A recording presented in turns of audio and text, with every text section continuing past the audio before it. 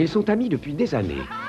Je ne puis imaginer meilleure compagnie pour célébrer l'année nouvelle à la vôtre, mes bons amis. Je ne les vois qu'une fois tous les 100 ans. Dis-moi, qu'est-ce que c'est que ça? C'est ce qu'on appelle du bide, mon cher. Dans ce pays, ça va de pair avec la culture. Oh, toi, ma vieille, tu changeras jamais. Pourquoi tu dis ça?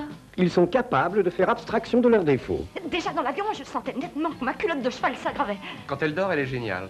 Je t'ai entendu. Merci, ma chérie. Ils sont capables de se pardonner leurs erreurs. Tu n'as pas l'impression parfois de tourner un peu en rond, comme un hamster qui pédale dans sa petite cage? T'imagines un hamster en jupe de cuir serré? Tout le monde ne veut pas avoir planifié sa vie aussi bien que toi. Ils sont capables de s'avouer leurs passions secrètes. Peter, fais-moi tout un tas de petits bébés. Oh, mais qu'est-ce que t'as, toi? Mais seront-ils capables de survivre à un week-end tous ensemble sous le même toit? Peter ne s'est jamais beaucoup intéressé aux femmes. Tu as couché avec Sarah. Je le sais, ne dis pas le Oh, contraire. voyons, Maggie chérie, l'archevêque de Canterbury lui-même a couché avec ça. Rappelle-toi ta grande passion pour Andrew, ma chérie. T'es sûre qu'il n'y a personne d'autre ici avec qui t'es fait l'amour? T'es en train de foutre en l'air notre mariage. Je suis pas d'accord. Ah, j'ai de quoi être fier de moi. J'ai l'impression d'avoir fait replonger Andrew dans l'alcool. J'ai fait de Maggie une nymphomane. Et une bonne sœur de Sarah. Comparé à toi, Mère Teresa est une fille de joie. On peut pas dire que ça se passe comme je l'avais prévu. Faites connaissance avec Peter et ses amis, tandis qu'ils se découvrent les uns les autres. En réalité, je ne couche plus ni avec des hommes ni avec des femmes. Ou se redécouvrent. Si je le faisais, je te promets que tu serais en toute première place sur ma liste, juste avant Michelle Pfeiffer et Eva Phoenix. Peter's Friends. Il y a combien de temps que vous êtes mariés? Presque 3 ans. Ça fait un bail, ça, dis donc, pour Hollywood. Non. On devrait vous attribuer une médaille. Mais si on reste ensemble 5 ans, à moi on m'offre des implants gratuits et à elle une nouvelle paire de seins. Ça lui en fera 4, alors. C'est vrai, mais il y en a un pour son âge. T'arrêtes de te foutre de moi, hein.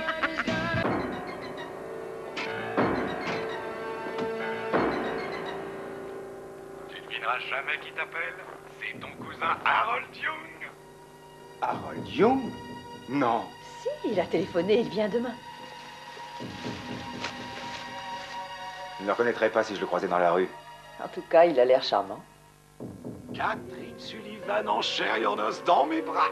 Oh, quelle est belle ma cousine. Je vous présente Connie. Mais qui je vois le maître de maison. Comment tu vas, mon grand? Je suis tonton Harry. Vous dormez ici, bien sûr. C'est pas la place qui nous manque. C'est vraiment le rêve, ta vie. Si seulement j'arrivais à avoir la moitié de ce que t'as. Où t'as mis les cachets? J'ai plus. 10 ans d'hôpital, ça te laisse le temps de faire des projets. Tu vas trop vite.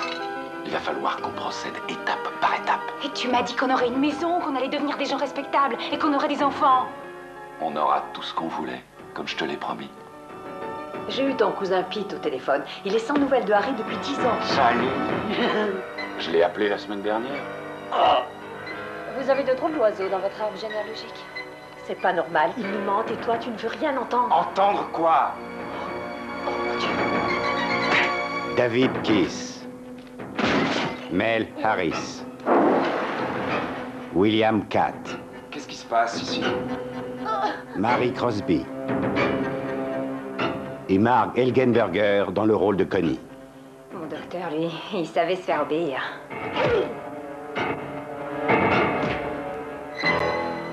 On ne choisit pas sa famille.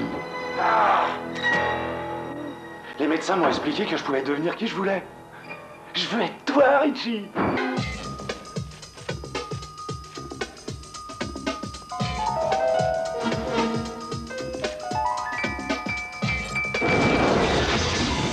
Où sommes-nous? Tu veux mon avis? On n'est plus à Brooklyn. Lâche-la tout de suite. Ils sont frères. Ils sont plombiers.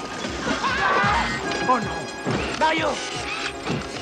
Ils sont sur la piste d'une princesse kidnappée et d'un mystérieux fragment de météorite. C'est magnifique. Quiconque possède cette pierre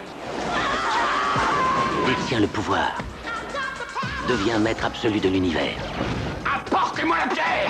Viens la chercher, vieux tétard. Plombier. Mais il leur faudra sauver la princesse. Étranger en fuite. Et regagner la sécurité. À plus tard, les lézards. De notre monde. Tu n'as rien? Avant qu'il ne soit trop tard. Tuez-les. Feu la volonté. Mario, attention! Prenez-le! Allez-y. Oh, ça s'arrête pas! J'en ai assez. Super Mario Brothers. Ceci n'est pas un jeu. Sans blague, le film annonce qui vient de passer. On connaît que ça. Montage serré, super musique. Et si on essayait un autre genre, hein?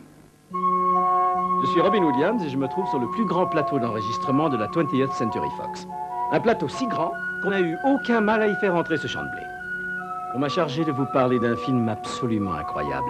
Toys. Toys, film à danse. Toys!